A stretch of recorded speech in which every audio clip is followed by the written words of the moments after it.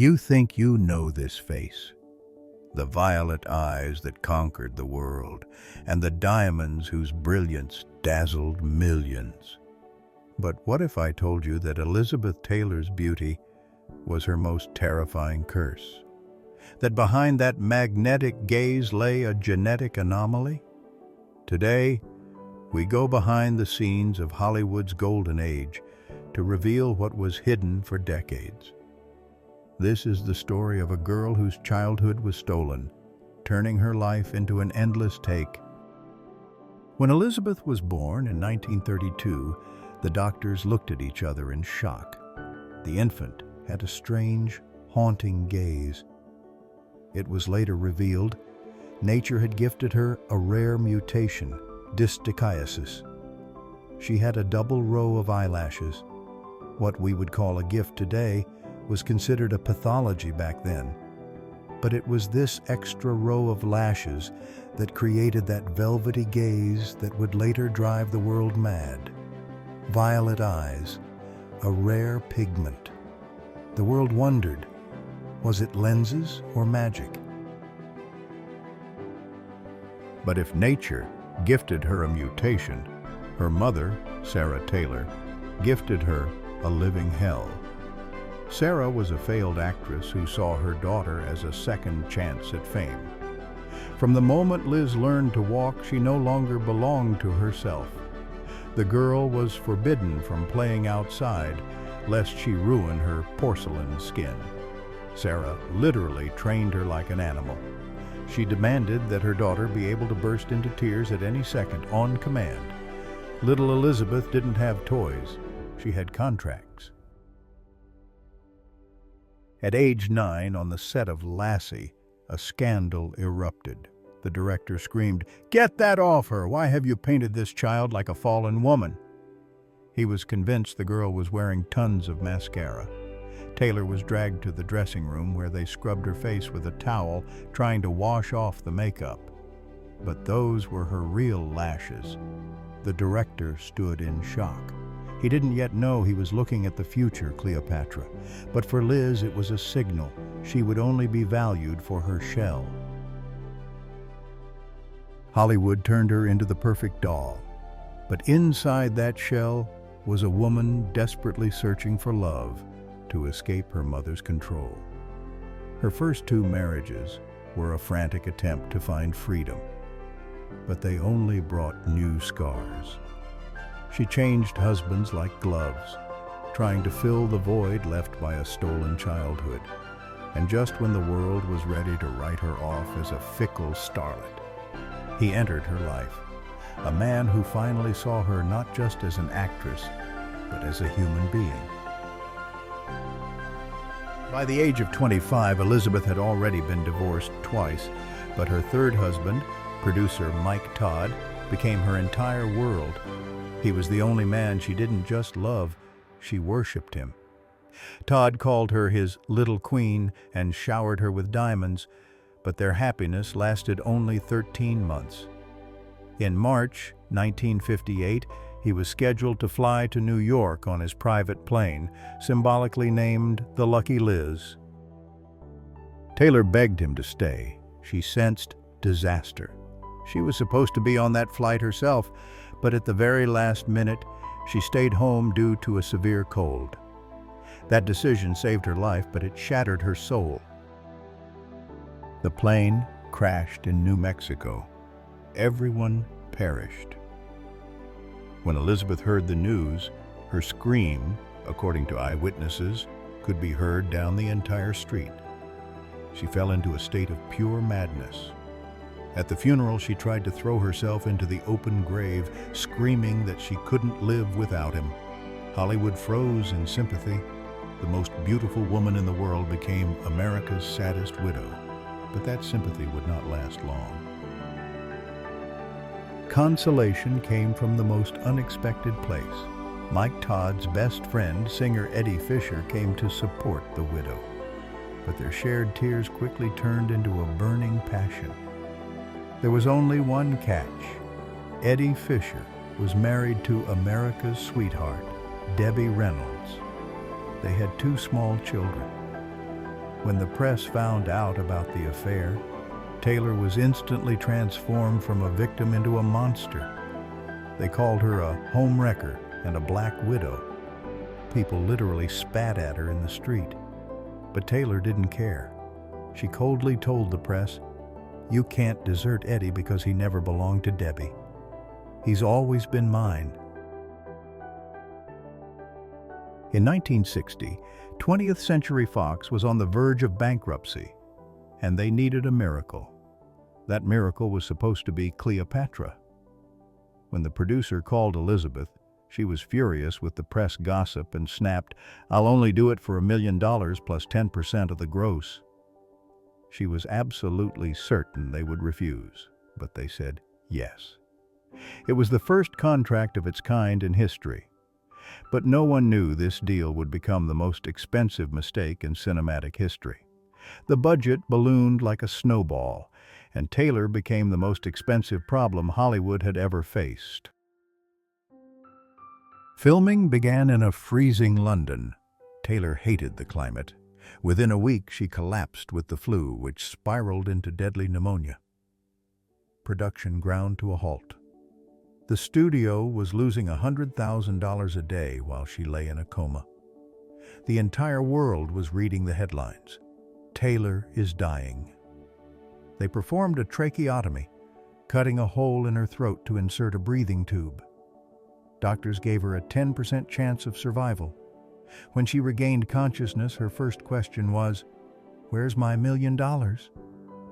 But a horrific scar remained on her neck, which later became a nightmare for the film's jewelers. Cleopatra's entire wardrobe had to be redesigned to hide that surgical mark under massive, heavy gold collars. When production moved to sunny Rome, Richard Burton arrived on set. Taylor thought he was an arrogant drunk, and he dismissed her as a spoiled, fat girl. But their first scene together changed everything. They were supposed to kiss for the camera. The director, Joseph Mankiewicz, yelled, "Cut!" But the couple kept kissing. He yelled again, louder, still no reaction. The entire set fell into a dead silence, watching as the two highest-paid actors in the world dissolved into each other. This wasn't acting. This was a catastrophe. Both had families, children, and obligations, but that didn't stop them.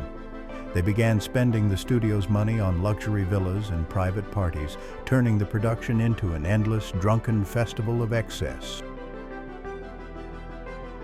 The world exploded in fury. Paparazzi scaled their yacht and took photos of Taylor and Burton kissing on the deck. It was the end of public morality as people knew it. The Vatican officially published an article accusing Elizabeth of spiritual vagrancy. In the U.S. Congress, there were calls to ban her from re-entering the country. She was labeled a man-eater. But the more they were hounded, the more Burton showered her with gifts. He bought her the La Peregrina pearl and the Krupp diamond, trying to buy their way out of the shame that followed them. By the time the movie was released, Cleopatra had cost $44 million, over $400 million in today's money. Fox nearly collapsed, but Taylor didn't care. She had her million, she had her man, and she had the eternal infamy that became her new crown. The era of Cleopatra left Taylor at the top of the world, but the price was far too high. The glitter of gold and the diamonds gifted by Burton could no longer hide the truth. Her body was beginning to betray her. That scar on her neck was merely the start of an endless list of surgeries and agonizing pain, which she tried to drown in the only way she knew how, through chemicals and alcohol. By the 70s, Taylor's life had become a dangerous cocktail. In the morning, a handful of pills to wake up and dull the chronic back pain. In the evening, lighters of expensive champagne and whiskey to forget. Her passion with Burton, once a raging fire, had turned to ash. They divorced and remarried, engaging in drunken brawls that echoed through the hallways of the world's most expensive hotels. She was trapped in the glass cage of her own fame, where every step was tracked by paparazzi, waiting for her to stumble. The cruelest blow was dealt to her appearance. Due to medication and alcohol, Elizabeth began to gain weight rapidly. The woman who for decades was the gold standard of beauty became a target for vicious jokes. The press dubbed her 50-ton Liz, and TV comedians built their entire routines around mocking her figure. It was a public humiliation on a global scale. She retreated to her estate, hiding from the cameras that had once worshipped her. During this period, she underwent more than 70 surgeries, everything from hip replacements to the removal of a brain tumor. It was during this dark time that the strangest and most sincere friendship in Hollywood history was born: Elizabeth Taylor and Michael Jackson. At first glance, they had nothing in common, except that both were broken children. Michael saw in her a mother, a sister, and the only person who understood what it was like to lose a childhood to the flash of a camera. They would talk for hours deep into the night, exchanging diamonds and secrets. Elizabeth was the only one who stood by Michael when the entire world turned against him.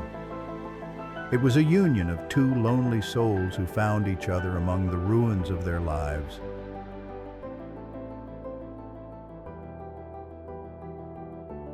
But when her close friend, actor Rock Hudson, died of AIDS in 1985, a lioness awoke within Elizabeth. In those years, people were afraid to even whisper about the disease, and those infected were treated as outcasts.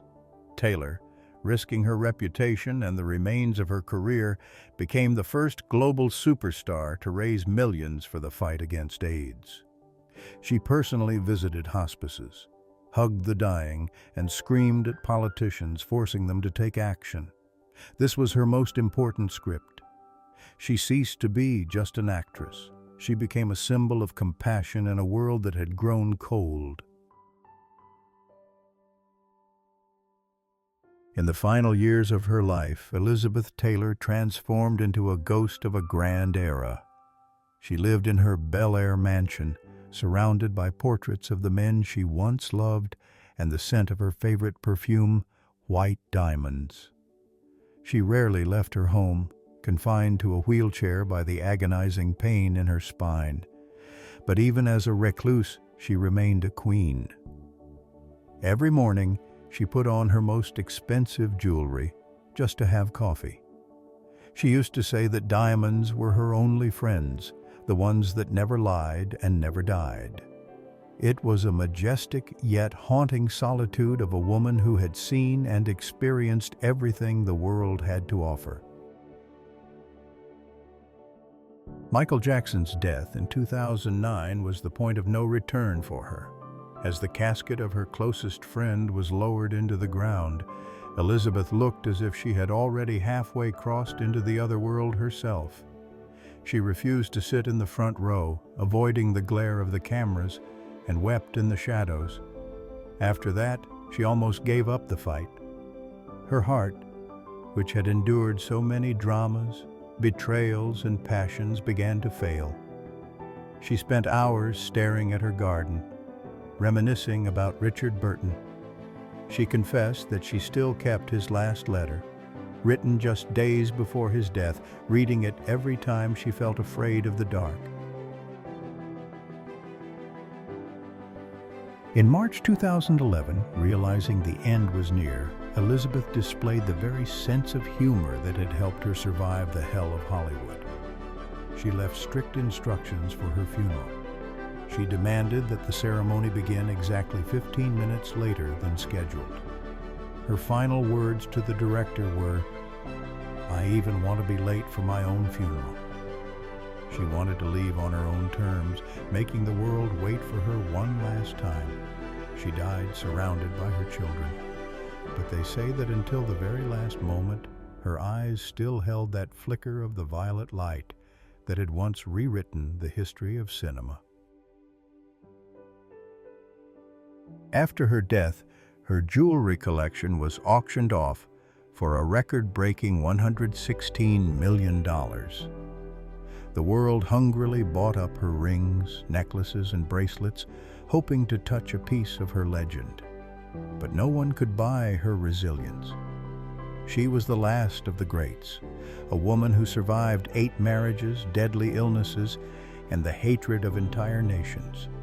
She was the Cleopatra of our time, one who knew that the true price of beauty is infinite loneliness. Next time you see her on screen, look into those eyes. Now you know that behind the double row of lashes lay not just a mutation, but a soul that never truly found peace in a world made of diamonds.